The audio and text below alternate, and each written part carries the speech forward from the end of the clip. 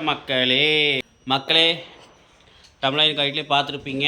இன்றைக்கி என்ன வீடியோனா சீரக சம்பா மட்டன் பிரியாணி செய்ய போகிறோம். வாங்க பார்க்கலாம் இருந்தோம். ஏன்னா நம்ம சீரக சம்பா பிரியாணி செய்யும்போது டேஸ்ட்டாக இருக்கும், அருமையாக இருக்கும். ஃப்ரெண்ட்ஸ் வாங்க அதை எப்படி செய்கிறதுன்னு பார்க்கலாம். கண்டிப்பாக வீடியோவுக்கு போகிறதுக்கு முன்னாடி மறக்காம நம்ம சேனலுக்கு சப்ஸ்கிரைப் பண்ணி லைக் பண்ணி பெல் பட்டனை தட்டி விட்ருன்னு சொல்லிவிட்டு வாங்க இப்போ வீடியோக்குள்ளே ஃப்ரெண்ட்ஸ் பார்த்தீங்கன்னா நம்ம பிரியாணி செய்கிறதுக்கு என்னென்ன பொருள் வேணும்னு சொல்லிடுறோம் பாருங்கள். முதல்ல வந்து பார்த்தீங்கன்னா தேவையான பொருட்கள் தக்காளி வந்து பார்த்தீங்கன்னா நம்ம ஃப்ரெண்ட்ஸ் 300 கிராம் இந்த மாதிரி அரிஞ்சு வச்சுக்கோங்க. பெரிய வெங்காயம் ஒரு 400 கிராம் பாருங்கள், 400 கிராம் பெரிய வெங்காயம் அரிஞ்சு வச்சுக்கோங்க. அதுக்கப்புறம் ஸ்பைசஸ் என்னென்னு பார்த்தீங்கன்னா பாருங்கள், கிராம் வந்து ஒரு 10 கிராமு, ஒரு 10 ஏலக்காய் வந்து இந்த மாதிரி நல்லா பொடியாக தட்டி இப்படி வச்சிட்டிங்கன்னா நல்லா வாசமாக இருக்கும், மணமாக இருக்கும். என்றைக்குமே ஏலக்காய் வந்து தட்டி போட்டிங்கன்னா பிரியாணி சூப்பராக இருக்கும். ஃப்ரெண்ட்ஸ் அன்னாச்சி பூ வந்து பார்த்திங்கன்னா ஒரு 4 அண்ணா வச்சுருக்கிறேன். இதெல்லாம் வந்து போட்டால் கொஞ்சம் மணமாக இருக்கும், நல்லாயிருக்கும், அதுக்காக தான் போடுறது. ஃப்ரெண்ட்ஸ் அடுத்தது கல்பாசி வந்து பார்த்திங்கன்னா சும்மா கொஞ்சமாக இந்த 3 விரலில் பிடிக்கிற அளவு சும்மா கொஞ்சமாக கல்பாசி எடுத்துக்கங்க. அப்புறம் பட்டை வந்து நீங்கள் ஒரு இந்த அளவு பட்டை வந்து ஒரு 4 பட்டை போட்டிங்கன்னா நல்லாயிருக்கும். நான் வந்து 4 பட்டை எடுத்து வச்சுருக்கிறேன். அவ்வளோதான் ஃப்ரெண்ட்ஸ், இதுதான் ஸ்பைசஸ். அதுக்கப்புறம் எண்ணெய் வந்து 200 ml வேணும். அப்புறம் மிளகாத்தூள் வந்து நம்ம ஒரு ஸ்பூனோ இல்லை 1.5 ஸ்பூனுக்குள்ளே போட்டுக்கலாம், காரத்துக்கு தகுந்த மாதிரி. காரம் வேணுங்கிறவங்க ஒரு 1.25 ஸ்பூன் அளவு போட்டுக்குங்க. நான் 1 ஸ்பூன் அளவு போட போகிறேன். அடுத்து தயிர் வந்து ஒரு 200 கிராம். அதுக்கப்புறம் உப்பு தேவையான அளவு. அப்புறம் கொத்தமல்லி புதினா நல்லா ஒரு கை அளவு எடுத்துக்கங்க, கொத்தமல்லி புதினா. அப்புறம் சீரக சம்பா அரிசி, இதுதான் மெயின். பார்த்தீங்கன்னா இந்த அரிசி வந்து பார்த்தீங்கன்னா ரேட்டு வந்து 180 ரூபா 1 கிலோ. பாருங்கள் வாங்கி வச்சுக்கிறது எவ்வளோ சன்னமாக இருக்குது பாருங்கள். ஏன்னா சீரக சம்பாவுக்கு சீரக சம்பா அரிசி வந்து நல்லா இருந்தால் தான் நல்லாயிருக்கும், இல்லைனா பிரியாணி நல்லா வராது. ரேட்டு பார்க்காதீங்க, நல்லா வாங்கி வச்சுக்கோங்க, நல்ல அரிசியாக வாங்கி வச்சுக்கோங்க. அதுக்கப்புறம் இஞ்சி பூண்டு நம்ம எவ்வளோ எடுக்க போகிறோன்னா நம்ம ஃப்ரெண்ட்ஸ் 100 கிராம் இஞ்சி 100 கிராம் பூண்டு போட்டுக்கலாம். நான் வந்து மொத்தமாக அரைச்சி வச்சுருக்கிறேன், நம்ம தேவையான அளவு போட்டுக்கலாம். ஓகே ஃப்ரெண்ட்ஸ், இன்றைக்கி இவ்வளோதான் நம்மளுக்கு தேவையான பொருள். அதுக்கப்புறம் முக்கியமானது வந்து பார்த்திங்கன்னா மட்டன். இதுக்கு மெயினாக என்னென்னா மட்டன் இங்கே பாருங்க, நான் ஒரு 1.25 கிலோ வாங்கியிருந்தேன். நல்லா கொழுப்பு வந்து கொஞ்சம் சேர்த்து வாங்கியிருந்தேன். ஏன்னா கொழுப்பு கொஞ்சம் இருந்தால் தான் நம்மளுக்கு அந்த பிரியாணி வந்து டேஸ்ட்டாக இருக்கும். அதனால் கொழுப்பு கொஞ்சம் சேர்த்து பாருங்கள், ஒரு 1.25 கிலோ பாருங்கள், நல்லா நல்லியோடு வாங்கியிருக்கிறேன் பாருங்கள். 1.25 கிலோ கறி வாங்கியிருக்கிறோம் பாருங்கள். குக்கரில் வந்து நான் ஒரு 2 விசில் விட்டுட்டேன். ஏன்னா ஃப்ரெண்ட்ஸ் நம்ம இளங்கறி வாங்கியிருக்கிறனால நம்ம ஒரு 2 விசில் குக்கரில் விட்டு 2 விசில் விட்டு எடுத்தாச்சு. குக்கரில் விட்டு நம்ம இளங்கறி வாங்கியிருக்கிறனால நம்ம ஒரு 2 விசில் தான் விட்டு குக்கரில் வேக வச்சாச்சு. ஏன்னா மட்டன் வந்து வேகிறதுக்கு ரொம்ப லேட் ஆகும். அதனால் குக்கரில் ஒரு 2 விசிலோ கறி தகுந்த மாதிரி வேக வச்சு எடுத்துக்கங்க, விசில் விட்டு எடுத்துக்கங்க. நான் 2 விசில் விட்டு இறக்கிட்டேன். கறி வந்து ஒரு 1.25 கிலோ வாங்கியிருக்கிறேன். ஓகே, இப்போ நல்லா வெந்துருச்சு. நம்ம பிரியாணி போட்டு செய்யும்போது இன்னும் கொஞ்சம் பாதி வெந்துடும். இப்போ ஃப்ரெண்ட்ஸ் இப்போ பாதி வெந்துருச்சு. பிரியாணியில் போட்டு தம் போடும்போது இன்னைக்கு பாதி வெந்துடும். ஓகே, இவ்வளோதான் ஃப்ரெண்ட்ஸ் இன்றைக்கி தேவையான பொருட்கள். வாங்க நம்ம செய்ய ஆரம்பிக்கலாம். ஃப்ரெண்ட்ஸ் என்னடா சவுண்டாக இருக்குன்னு நினைக்காதீங்க, எல்லாம் பட்டாசு வெடிக்கிறனால ஒரே சவுண்டாக இருக்குது. ஓகே ஃப்ரெண்ட்ஸ், இவ்வளோ தான் இன்றைக்கி தேவையான பொருட்கள். பார்த்துக்குங்க, கறி, அப்புறம் வெங்காயம், தக்காளி, அரிசி எல்லாம் ரெடியாக வச்சுக்கோங்க. ஏன்னா நம்ம செய்யும் போது ஒவ்வொன்றா தேடிட்டு இருக்கக்கூடாது.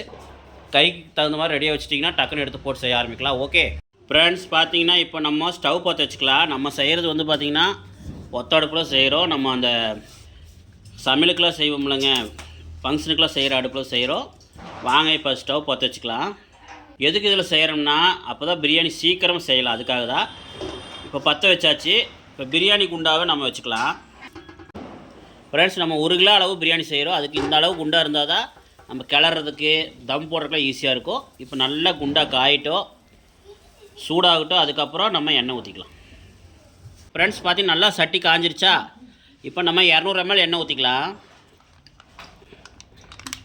ஃப்ரெண்ட்ஸ் இப்போ வந்து பார்த்திங்கன்னா எண்ணெய் சூடானதுக்கப்புறம் நம்ம ஸ்பைசஸ் எல்லாம் போட்டுக்கலாம். என்ன ஸ்பைசஸ்ன்னு உங்களுக்கு எதுவும் சொல்லியிருப்பேன், மறுபடியும் சொல்லிடுறேன். பட்டை, ஸ்டாரு, அப்புறம் கல்பாசி, அப்புறம் கிராம்பு, ஏலக்காய் வந்து தட்டி போடுங்க. தட்டி போட்டால் தான் மணமாக இருக்கும். இதெல்லாம் வந்து எவ்வளோ சொல்லியிருப்பேன் அளவு, இதெல்லாம் உங்களுக்கு போட்டுக்கலாம். போட்டதுக்கப்புறம் நல்லா வணக்கிங்க. கூட வெங்காயத்தையும் போட்டுக்கலாம். கூடவே நம்ம பெரிய வெங்காயத்தை போட்டுக்கலாம் ஃப்ரெண்ட்ஸ். நம்ம பார்த்திங்கன்னா 400 ml அரிஞ்சு வச்சுருக்குறோம். 400 கிராம். கூடவே நம்ம பெரிய வெங்காயத்தையும் போட்டுக்கலாம். இப்போ பெரிய வெங்காயம் 400 கிராம் அரிஞ்சு வச்சுருக்குறோம். அது எல்லாத்தையும் போட்டுக்கலாம்.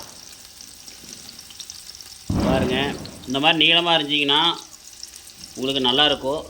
பிரியாணிக்கு இந்த மாதிரி தான் அரியணும். தெரியும், சில பேர்த்துக்கு தெரியாது, அதுக்காக சொல்கிறேன்.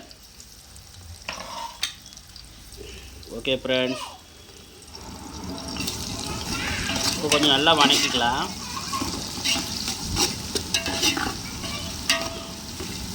இந்த வெங்காயம் வந்து நல்லா வணங்கினாதான் பிரியாணி கேடாது, நல்லாயிருக்கும். ஓரளவு ரொம்ப வந்து கருகிற மாதிரி வணங்கக்கூடாது. ஓரளவு உங்களுக்கு இதை காட்டுறேன் பாருங்கள், எந்த அளவு வணங்கன்னு காட்டுறேன் பாருங்கள்.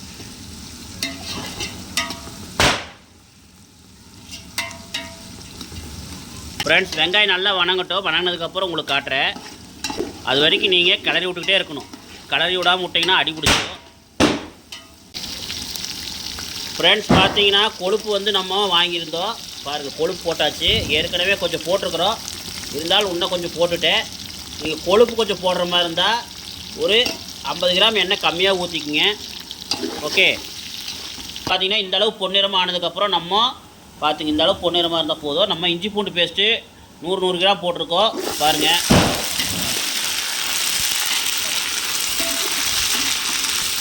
கூடவே நான் தக்காளியும் போட்டுக்கலாம். ஃப்ரெண்ட்ஸ், நம்ம 300 கிராம் தக்காளி அதையும் போட்டுக்கலாம். போட்டு நம்ம நல்லா தாளிச்சிக்கலாம்.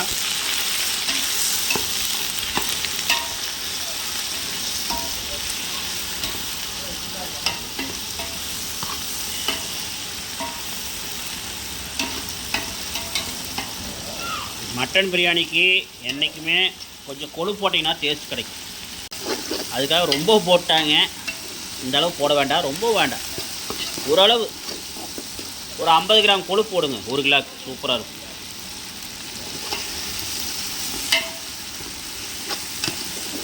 அப்படியே நம்ம ஒன்று ஆட் பண்ணிகிட்டே இருக்கலாம். ஃப்ரெண்ட்ஸ், அடுத்தது வந்து பார்த்திங்கன்னா தயிர் ஊற்றிக்கலாம்.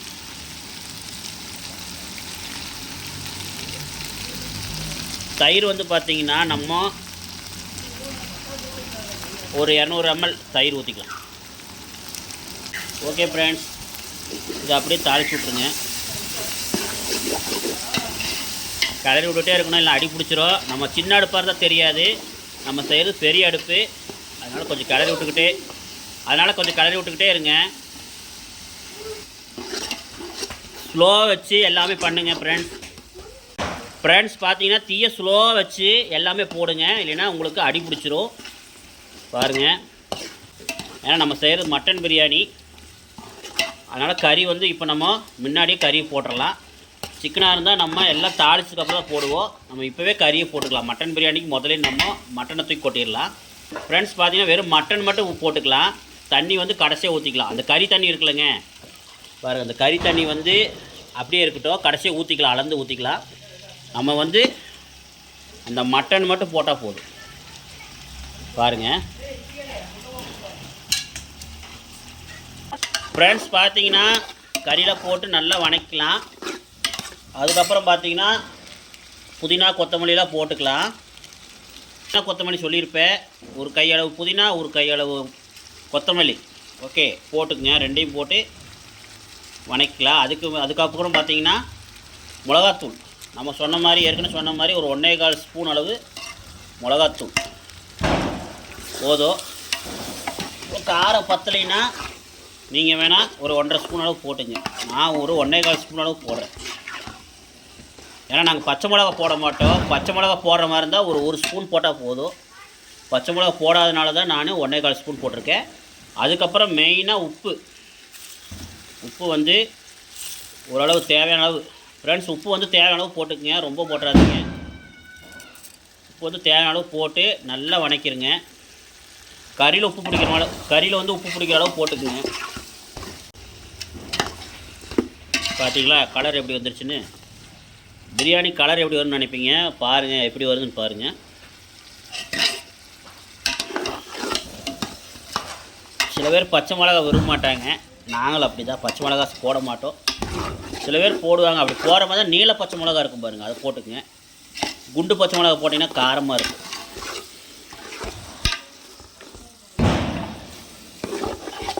இதை அப்படியே நல்லா உப்பு போட்டதுக்கப்புறம் நல்லா அப்படியே கொஞ்ச நேரம் கலக்கணும்.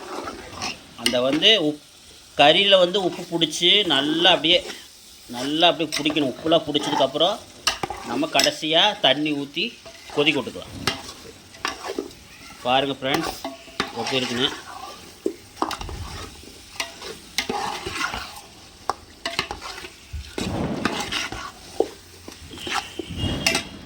நம்ம செய்கிறது வடி பிரியாணி, அதனால் இது செஞ்சு முடிச்சதுக்கப்புறம் நம்ம இறக்கி வச்சுட்டு தான் நம்ம தண்ணி காய வைக்கணும். ஏன்னா நம்மள்கிட்ட இருக்கிற ஒத்தடுப்புனால நம்ம இறக்கி வச்சு தான் செய்யணும். பாருங்கள் ஃப்ரெண்ட்ஸ் எவ்வளோ அழகாக இருக்குன்னு. வறுவல் மாதிரி ஆயிடுச்சு, பார்க்குறதுக்கு அழகாக இருக்கா.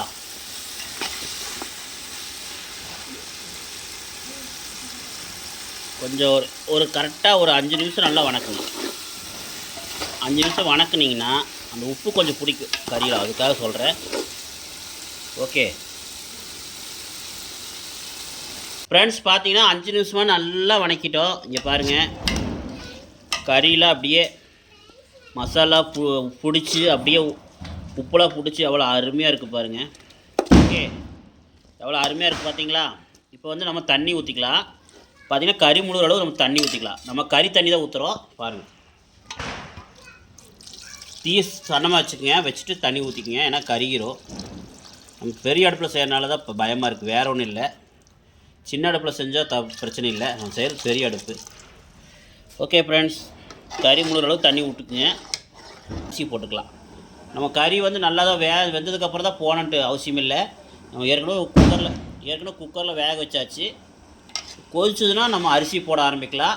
அதுக்கு முன்னாடி இது கொதிச்சதுக்கப்புறம் கீழே இறக்கிட்டு நம்ம சுடுதண்ணி வச்சு அதில் அரிசி போட்டு எடுத்துக்கலாம். ஏன்னா நம்ம செய்கிறது வடி பிரியாணி, அதனால தான்.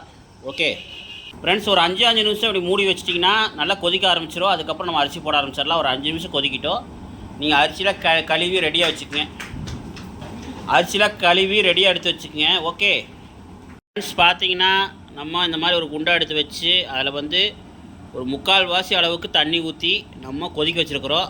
நம்ம சீரக சம்பா அரிசி கொதிச்சதுக்கப்புறம் எடுத்து போட்டால் நம்மளுக்கு ஒரு ஃப்ரெண்ட்ஸ் பார்த்தீங்கன்னா தண்ணி கொதிச்சதுக்கப்புறம் பார்த்தீங்கன்னா நம்ம சீரக சம்பா அரிசி போட்டுக்கலாம். பார்த்தீங்கன்னா அரிசி ஒரு பாதி அளவு வெந்தால் போதும், ரொம்ப வேகக்கூடாது. நான் காட்டுறேன் பாருங்கள். போட்டு ஒரு 2 செகண்டுக்குள்ளே எடுத்துடலாம், அவ்வளோதான். அரிசி எப்படி உங்களுக்கு வேக வச்சு போடணுன்னு பாருங்கள். ஏன்னா இதுதான் மெயின், தம்மு போடுறதா மெயினாக இருக்கும். ஏன்னா தம்மு போடுறதா சில பேர்த்துக்கு செட் ஆகாது, ஏன்னா குழப்பி விட்ரும். ஏன்னா குளன்னு ஆயிரும், சில பேர்த்துக்கு அடி பிடிச்சிரும், நிறைய எண்ணம் இருக்குது. அது எப்படின்னு சொல்லித்தரேன் பாருங்கள் டெக்னிக். போட்டு ஒரு டக்குன்னு எடுத்துருங்க. லைட்டாக மேலே வெந்திருக்கணும், உள்ளே அரிசியாக தான் இருக்கணும். பார்த்தீங்கன்னா வேகிறது அவ்வளோதான் ஃப்ரெண்ட்ஸ், அந்த அளவு தான் வேகணும் அரிசி, ரொம்பலாம் வேகக்கூடாது. ஓகே, இப்போ இது கொதிச்சதுக்கப்புறம் நம்ம அரிசி போட்டுக்கலாம். ஃப்ரெண்ட்ஸ், இன்றைக்கி பார்த்தீங்கன்னா வெளியே வச்சு செய்கிற மாதிரியே உங்களுக்கு வீடியோ ரெகுலராக போனோம்னா கமெண்டில் சொல்லுங்கள். இந்த மாதிரி ரெகுலராக வெளியே வச்சு வாரத்துக்கு ஒருக்கா இந்த மாதிரி வீடியோ போட்டுடலாம். டெய்லி போட முடியாது, வாரத்துக்கு ஒருக்கா இந்த மாதிரி ஜம்முன்னு உங்களுக்கு இந்த மாதிரி வெளியே வச்சு சூப்பராக உங்களுக்கு ஒரு வீடியோ போட்டுடலாம். எப்படி இருக்குன்னு கமெண்டில் சொல்லுங்கள். இந்த மாதிரி போடலாமா வேண்டாமான்னு சொல்லுங்கள். ஃப்ரெண்ட்ஸ், பார்த்தீங்கன்னா பிரியாணி ஈஸியானதாக செய்கிற விதம் செஞ்சால் சூப்பராக வரும். சும்மா அப்படி இப்படி செய்ய வேண்டியதில்லை, சிம்பிளாக போட்டு செஞ்சாவே டேஸ்ட் கிடைக்கும். ஃப்ரெண்ட்ஸ், பட்டை, கல்பாசி, அன்னாச்சி மொக்கு இதெல்லாம் அரைச்சி போட்டு அப்புறம் பிரியாணி இலை போடலாம். பிரியாணி இலை இன்றைக்கி நான் போட மறந்துட்டேன். வேணா பிரியாணி இலை 2 போட்டுக்குங்க, 2 3 போட்டுக்குங்க. அப்புறம் ஸ்டார் மொக்கு, அப்புறம் கல்பாசி இதெல்லாம் ஒரு சின்ன வடை சட்டி வச்சு லைட்டாக தீயில வணக்கிட்டு வெறும் வடை சட்டியில் போட்டு வணக்கிட்டு அந்த மணம் வரும்போது எடுத்துருங்க. எடுத்து ஆற வச்சு அதை அரைச்சி வச்சிட்டிங்கன்னா உங்களுக்கு பிரியாணி செய்யும்போது சும்மா ஒரு அரை ஸ்பூன் கூட போட்டிங்கன்னா சூப்பராக இருக்கும். அதே 1 ஸ்பூன் போட்டு நீங்கள் இந்த ஸ்பைசஸ்லாம் போடாமல் விட்டுட்டு அது மட்டும் பொடி மட்டும் ஒரு ஸ்பூன் அளவு போட்டு பிரியாணி செஞ்சிங்கன்னா உங்களுக்கு திண்டுக்கல் பிரியாணி மாதிரி கலர் வந்துடும். அதுதான் ஃப்ரெண்ட்ஸ், அது ஒரு நாள் உங்களுக்கு கண்டிப்பாக திண்டுக்கல் பிரியாணி செஞ்சு காட்டுறேன். இதே மாதிரி சீரக சம்பா போட்டு மட்டன் எடுத்து திண்டுக்கல் பிரியாணி ஒரு நாள் செய்யலாம். ஓகே, இன்றைக்கி நம்ம செய்கிறது ஆம்பூர் ஸ்டைலில். ஓகே, வாங்க ஃப்ரெண்ட்ஸ் எப்படி இருக்குன்னு பார்க்கலாம். ஃப்ரெண்ட்ஸ் பார்த்தீங்கன்னா தண்ணி கோச்சிருச்சா பாருங்கள், எவ்வளோ சீக்கிரம் கோச்சிருச்சுன்னு. ஏன்னா நம்ம பெரிய அடுப்பில் செய்கிறனால கொஞ்சம் சீக்கிரம் கொதிச்சிருச்சு. வாங்க இப்போ அரிசி போட்டுக்கலாம். உப்பு வந்து அதில் வந்து சொன்ன மாதிரி கரெக்டாக இருக்கணும். ஒரு துளி அதிகமாக இருந்தால் பரவாயில்ல, பார்த்துங்க. இதுலேயும் வந்து பார்த்திங்கன்னா கரெக்டாக இருக்கணும். இதில் வந்து கரெக்டாக இருக்கணும், அதில் ஒரு துளி அதிகமாக இருந்தால் போதும். நம்ம அரிசி போடும்போது கரெக்டாக இருக்கும். ஃப்ரெண்ட்ஸ் பார்த்திங்கன்னா உப்பு இதுலேயும் கரெக்டாக இருக்கணும், அதுலேயும் கரெக்டாக இருக்கணும். அப்போ தான் உப்பு வந்து கரெக்டாக இருந்தால் தான் உப்பு கரெக்டாக இருக்கும் சாப்பாட்டுக்கு. இல்லைன்னா உப்பு கம்மியாக இருக்கும், இல்லைனா அதிகமாகிடும். பார்த்துங்க ஃப்ரெண்ட்ஸ், அரிசி போட்டாச்சு பாருங்கள், நான் காட்டுறேன். ஓகே, இந்த அளவு நம்மளுக்கு அரிசி வேகணும்னு காட்டுறேன். மெதுவாக கலருங்க, ரொம்ப கலர வேண்டாம், சும்மா இப்படி மெதுவாக கலர்னாவே போதும். பாருங்கள் அரிசி அவ்வளோ சன்னமாக இருக்குது பாருங்கள். கிலோ 180 ரூபா ஃப்ரெண்ட்ஸ். சும்மாவா? நம்மளுக்கு பணமெல்லாம் பிரச்சனை இல்லை ஃப்ரெண்ட்ஸ், பிரியாணி நல்லா இருக்கணும். ஏன்னா நம்ம கடையில் போய் அவ்வளோ கொடுத்து இவ்வளோ கொடுத்து வாங்கி சாப்பிட்றதுக்கு இந்த மாதிரி வீட்டில் செஞ்சு சாப்பிட்டோம்னா திருப்தியாக, இந்த மாதிரி வீட்டில் செஞ்சு திருப்தியாக சாப்பிட்லாம். இங்கே பாருங்க ஃப்ரெண்ட்ஸ், இந்த பிரியாணி செஞ்சு நைட்டும் சாப்பிட்டு அதுக்கு அடுத்த நாள் காலையில் சாப்பிடுவோம், நம்புவீங்களா? ஆமாம் ஃப்ரெண்ட்ஸ், இது கடையில் போய் சாப்பிட முடியுமா? அது அளவாக தான் தருவாங்க, அது ஓசம் பண்ணி பாருங்கள் கொதிக்குது. அதுக்காக கடையிலே சாப்பிடக்கூடாதுன்னு சொல்ல கிடையாது. கடையில் எங்கேயாவது வெளியே எங்கேயும் போனால் கடையில் சாப்பிடாமல் இருக்க முடியாது, சாப்பிட்டு தான் ஆகணும். கடையில் சாப்பிட்றதுன்னு நான் சொல்ல, மெயினாக வீட்டில் வந்து அதிகமாக சாப்பிடுன்னு சொல்கிறேன், அவ்வளோதான். ஓகே ஃப்ரெண்ட்ஸ், இப்போ கொஞ்சம் ஃப்ரெண்ட்ஸ் பார்த்தீங்கன்னா இப்போ உப்பு போட்டுக்கலாம். உப்பு வந்து நம்மளுக்கு தேவையான அளவு போட்டுக்கலாம். உப்பு வந்து எவ்வளோ வேணுமோ அவ்வளோ போட்டுக்கலாம். ஓகே, இப்போ வந்து எண்ணெய் கொஞ்சம் ஊற்றிக்கலாம். ஏன்னா சாப்பாடு வந்து ஒட்டாமல் வரும். உங்களுக்கு பிரியாணி வந்து உதிரியாக வரும். உங்களுக்கு பிரியாணி வந்து சாப்பாடு ஒன்றோட ஒன்று ஒட்டாது. பாருங்கள், சும்மா ஒரு 2 ஸ்பூன் அளவு ஊற்றினா போதும், 2 3 ஊற்றிக்கலாம், போதும் ஃப்ரெண்ட்ஸ், அவ்வளோதான்.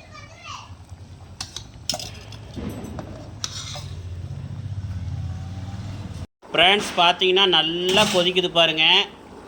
என்னடா ஃப்ரெண்ட்ஸ் பார்த்தீங்கன்னா நம்ம சாப்பாட்டு குண்டாவை இறக்கிட்டோம். நம்ம சாப்பாடு வந்து உலை கொதிக்க வச்சோம்னாங்க, அந்த குண்டாவை இறக்கி வச்சாச்சு பாருங்கள். இந்த குண்டா பிரியாணி குண்டா எடுத்து வச்சு இதை கொஞ்சம் நல்லா ஓரளவு கொதிக்க வச்சதுக்கப்புறம், ஏன்னா நம்ம கொழுப்பாக இருக்கிறனால பார்த்தீங்கன்னா நம்மளுக்கு அந்த கொழுப்புலாம் வந்து அப்படியே உங்களுக்கு இதாக இருக்கும், கொழுப்பாக இருக்கும். அதனால் உங்களுக்கு அந்த கொழுப்புலாம் வந்து கரையிறதுக்கு கொஞ்சம் சூடு பண்ணி நல்லா கொதிக்க வச்சுருங்க.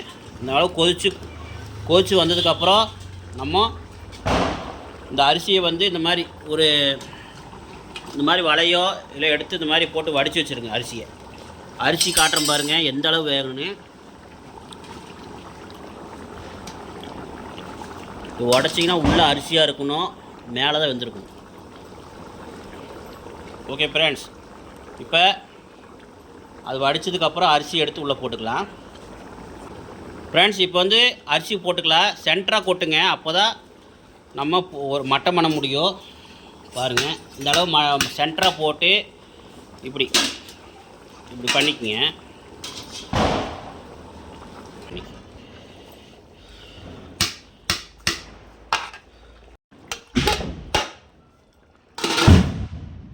பார்த்தீங்கன்னா நம்ம எப்படி தம் போட்டிருக்கோம் பார்த்துக்குங்க. பாருங்கள், மேலே வந்து இந்த விறகோ இல்லை இந்த தொட்டாங்குச்சி இருக்குல்லங்க, கொட்டாங்குச்சி இந்த மாதிரி போட்டு தீபத்தை வச்சு இந்த மாதிரி தம் போட்டிங்கன்னா தான் உங்களுக்கு சூப்பராக இருக்கும் பிரியாணி. ஏன்னா நம்ம வந்து சீரக சம்பா செய்யும்போது இந்த மாதிரி தம் போட்டு பாருங்கள், இன்னும் அருமையாக டேஸ்ட்டாக இருக்கும். பாருங்கள், நாங்கள் போட்டு விட்டாச்சு. போட்டு ஒரு 10 நிமிஷமாக சூடாகிட்டு இருக்குது, 10 நிமிஷமாக தம் ஆகிட்டு இருக்குது. இன்னும் ஒரு செகண்டு கொஞ்சம் அப்படியே அந்த சூடெலாம் கொஞ்சம் தணிஞ்சதுக்கப்புறம் நம்ம எடுத்து தம் உடச்சி உங்களுக்கு காட்டுறேன். ஓகே ஃப்ரெண்ட்ஸ், நான் முதல்ல சொன்ன மாதிரியே நீங்கள் அந்த பார்த்தீங்கன்னா அடுப்புலையே கொஞ்சம் ஸ்லோ மூடாக வச்சு நீங்கள் அந்த பார்த்தீங்கன்னா ஃப்ரெண்ட்ஸ், நீங்கள் நான் முதல்ல சொன்ன மாதிரியே தான் பார்த்தீங்கன்னா தண்ணி வந்து அந்த அரிசியும் தண்ணியும் லெவலாக இருக்கணும். அப்படி அந்த தண்ணி பத்தலைன்னா நீங்கள் அந்த அரிசி வேக வச்ச தண்ணியை எடுத்து ஊற்றிக்கலாம், வேணுங்கிற அளவு ஊற்றி மட்டமாக ஊற்றி அரிசி போட்டு நல்லா மட்டமாக போட்டு மட்டம் பண்ணி விட்டுட்டு அரிசி மட்டம் பண்ணி விட்டுட்டு நீங்கள் மூடி போட்டு தம் போட்டுக்கலாம். லைட் தீயை வந்து மீடியம் வச்சு தட்டை போட்டு மூடி மேலே அந்த சுடு தண்ணி இருக்குல்லங்க, நம்ம அந்த அரிசி வேக வச்சு தண்ணி இருக்குல்லங்க, அந்த தண்ணியை வந்து மேலே வச்சு நீங்கள் தம் போட்டுக்கலாம். அப்படி இல்லைன்னா கீழே தோசைக்கல் வச்சு கூட தம் போடலாம். நம்ம முதல்ல வந்து நம்ம சிக்கன் பிரியாணிக்கெலாம் போட்டிருப்போம், அந்த மாதிரி தான் பாருங்கள், அது பார்த்தீங்கன்னா தெரியும் எப்படின்னு. அப்படி வந்து இல்லாதவங்க இந்த மாதிரி செய்கிற மாதிரி செஞ்சுக்கலாம். நான் பாருங்கள் அந்த விறகுலாம் போட்டு தீ பற்ற வச்சு அந்த சூடு வந்து ஒரு 10 நிமிஷம் ஒரு 1/4 மணி நேரம் அப்படி விட்டிங்கன்னா அந்த தண்ணியெலாம் இஞ்சிரும். கீழே நீங்கள் அடுப்பு பற்ற வைக்க வேண்டியது அவசியம் இல்லை. கீழே வந்து நீங்கள் அடுப்பு பற்ற வைக்கணும் அவசியம் இல்லை, ஆஃப் பண்ணிக்கலாம். மேலே மட்டும் உங்களுக்கு இதாச்சுன்னா அந்த தண்ணியில் இஞ்சிச்சுன்னா உங்களுக்கு சூப்பராக பிரியாணி ரெடி ஆயிரும். ஃப்ரெண்ட்ஸ் பார்த்தீங்கன்னா நான் தம் ஆனதுக்கப்புறம் உங்களுக்கு காட்டுறேன் பாருங்கள், தம் உடச்சி காட்டுறேன் பாருங்கள் எப்படி இருக்குன்னு பாருங்கள். ஓகே, சில பேர் நெய் ஊற்றுறோம், நெய் ஊற்றிக்குவாங்க, நெய் ஊற்றிக்கலாம், மேலே நெய் ஊற்றி பண்ணிக்கலாம். நான் கொழுப்பு கொஞ்சம் நிறைய போட்டிருக்கனால அதே போதும், நெய் ஊற்ற வேண்டிய அவசியம் இல்லை. முந்திரி போடுறவங்க நீங்கள் அந்த பட்டை சோம்புலாம் போடும்போதே ஒரு 50 கிராம் முந்திரி போட்டு நீங்கள் செஞ்சிங்கன்னா இன்னும் நல்லா டேஸ்ட்டாக இருக்கும். 50 கிராமில் 25 கிராம் அந்த மாதிரி போட்டு செஞ்சுக்கலாம், சூப்பராக இருக்கும். சில பேர் போட்டு செய்வாங்க மட்டன் பிரியாணிக்கு, அப்படியே செஞ்சுக்கலாம். ஓகே ஃப்ரெண்ட்ஸ், நான் தம் உடைக்கும் போது உங்களுக்கு காட்டுறேன். நாங்கள் சாப்பிட்டு பார்க்கலாம். டேஸ்ட்டு அல்டிமேட்டாக சூப்பராக இருக்குது ஃப்ரெண்ட்ஸ். அந்த கொழுப்பு போட்டனாலையா இல்லை என்னென்னு தெரியல, ஆனால் வெள்ளாட்டு கறியினால சரியான டேஸ்ட்டு. தயவுசெய்து வெள்ளாட்டு கறியில் பிரியாணி செய்யுங்க, பக்காவாக இருக்கும். பாருங்கள் எங்கள் ஒய்ஃப்லாம் சாப்பிட்ருக்காங்க, எங்கள் குழந்தைங்க கூட்டிகிட்டு இருக்கிறாங்க. எப்படி இருக்குது சொல்லுங்கடா, நல்லா இருக்கா? ஓகேவா? ஓகே, அல்டிமேட் எல்லாம் சாப்பிட்றாங்க பாருங்கள். பாருங்கள் நானும் போட்டு வச்சுருக்கிறேன், சாப்பிட்டு உங்களுக்கு எப்படி இருக்குன்னு சொல்கிறேன். ஓகே ஃப்ரெண்ட்ஸ், பாருங்க போட்டு வச்சுருக்கிறேன் பாருங்க நல்லி. இது வந்து எங்கள் பாப்பா பிடிக்கும், பாப்பா சாப்பிட்டோம். ஓகே பாருங்க கறி எப்படி வந்திருக்குன்னு மட்டும் காட்டுறேன் பாருங்கள். பாருங்கள் கறி இந்த பாருங்க, ஆஹா ஆஹா பஞ்சு பஞ்சாக வெந்திருக்கியா பார்த்தீங்களா? ஓகே ஃப்ரெண்ட்ஸ், சோறு சாப்பிட்டு பார்க்கலாம். அப்பா சீரக சம்பாங்கிறாங்க, அது என்னமோ ரொம்ப குட்டி குட்டியாக இருக்குது ஃப்ரெண்ட்ஸ். இங்கே பாருங்கள் ரொம்ப குட்டி குட்டியாக இருக்குது. வாங்க ஸ்டார்ட் பார்க்கலாம் ஃப்ரெண்ட்ஸ். ஒரு பைட் போயிடலாமா? எனக்கு தயிர் பச்சியில் வச்சு சாப்பிட்ட பிடிக்காது, நான் சாப்பிட மாட்டேன். வெறும் தயிர் வேணால் ஊற்றிக்குவேன், அது இன்னும் செய்யறது கொஞ்சம் லேட் ஆகுனால வெறும் பிரியாணி மட்டும் சாப்பிட்றேன்.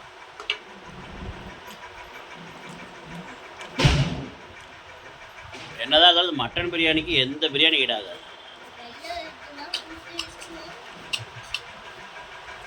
ஆஹா